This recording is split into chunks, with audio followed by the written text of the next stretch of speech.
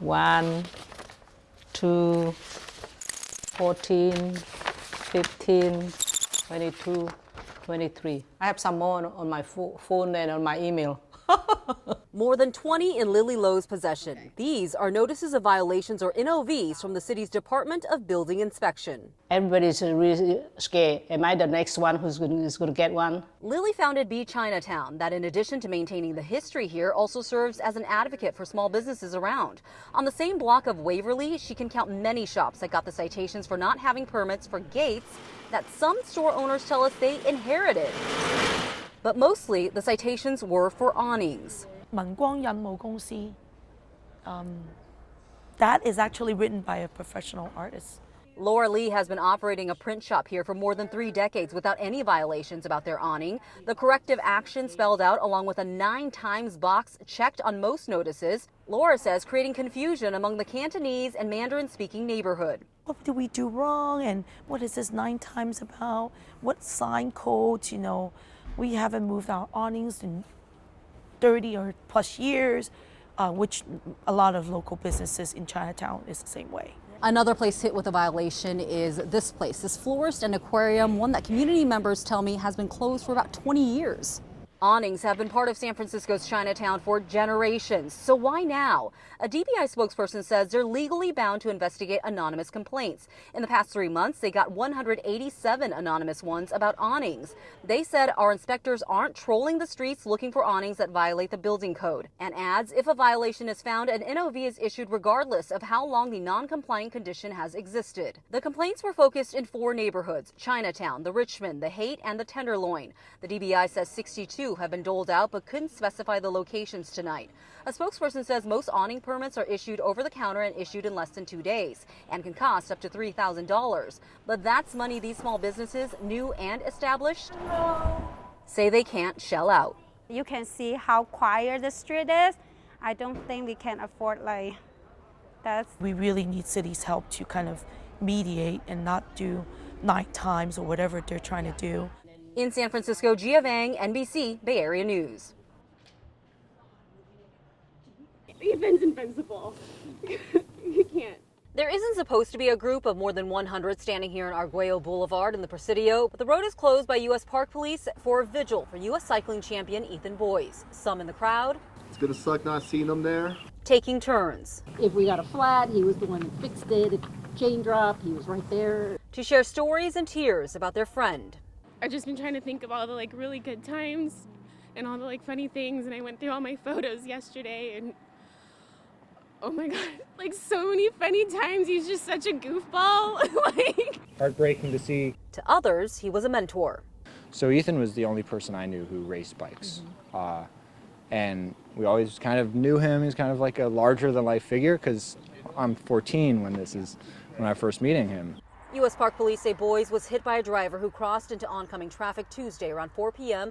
on Arguello Boulevard near Washington. That's where this ghost bike now sits, encased with flowers and Boyes' jersey above it. Ethan didn't deserve to go out like this. Nobody deserves to die like this.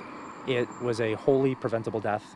Friends say this gathering was meant to celebrate Boyes, the vivacious person who worked his way up from being a bike messenger in San Francisco for about 15 years to a champion, all while having great humility and a sense of humor. But they also want to draw attention to the dangers cyclists face. Sustainable transportation advocate Luke Bornheimer is calling on the Presidio Trust to put in barriers right away called K71 traffic posts. What would have potentially saved Ethan's life is protected bike infrastructure, fully separating and protecting the bike lane, and also making the road narrower so that people driving cars need to drive more slowly. The Presidio Trust could not be reached for comment tonight, but Boyes' friends from here and around the country promised to push ahead for him. 150 yards away from me is the actual Las Vegas airport. That's where the concert was, right along the border there. The shooter, Paddock, shot from the hotel across the strip and into that crowded concert. More than 20,000 people were there. Over my shoulder, you can see the Mandalay Bay Hotel. We spent a lot of time inside there tonight. It's actually the host site for a big tech conference, one of the biggest conferences in the country. Well, the red carpet treatment was fantastic. I got a chance to meet some very popular folks. But another thing I got to meet is a man from the Bay Area. The dry brush continues to be a concern, but the winds have substantially died down. Firefighters have been making some real progress here, setting some backburns like this one as evacuees miles away watch and wait. We are on a high-speed Olympic train. This is the bullet train, the first ever driverless bullet train in the world. It goes up to 200 miles per hour. I would say we just left the train station back to central Beijing, so we are now going probably 150 miles per hour. We're going in the tunnel, and the amazing thing, we're going live. There is cell service on this train even when you're in the tunnels. It's been beautiful up here all day, and of course that fresh blanket of snow you're talking about on Donner Lake behind me, they pushed up all the snow in the parking lot, and this is good snow for the ski areas, real powdery snow that's great for opening all the ski lifts here. Well, as you can see, there's nothing left of this Cache Creek mobile home park as flames rip through this area.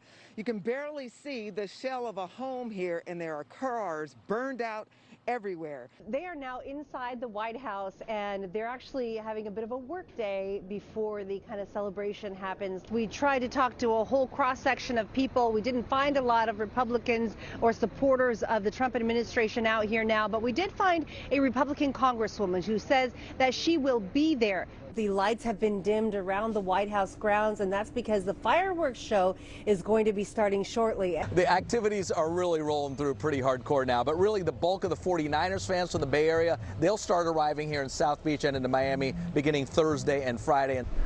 Oh, for sure, Raj. From Super Bowl Sunday to Super Gold here in Beijing. Gold medals won tonight from TUSA. And you know, right where you are at SoFi Stadium, gold medalists who were just here in Beijing. Well, he tested positive yesterday, but we're going to hope it's a false positive. This is where he just competed. We're at the Capitol Indoor Stadium. This is the site of figure skating and short track speed skating. Where you are in China, it is -5 degrees. Ooh. You, my friend, need a blanket and a hot chocolate. How about a hot tub and a hot toddy? That sounds really good. We are at the Zhangjiakou mountain cluster. This is the highest mountain cluster at these Olympic Games. My all-time favorite moment, of course, is hanging out with my photographer, Robbie Beasom. I want to bring you in, Robbie. Come in here, Robbie. We never missed a COVID test, never missed a bus, I never missed a live shot, and I smiled every day, laughed every day because of you. I just love you so much. It's, as you know, just emotionally and physically draining to be here. The hours are endless, but we did it, and it's really thanks to Robbie.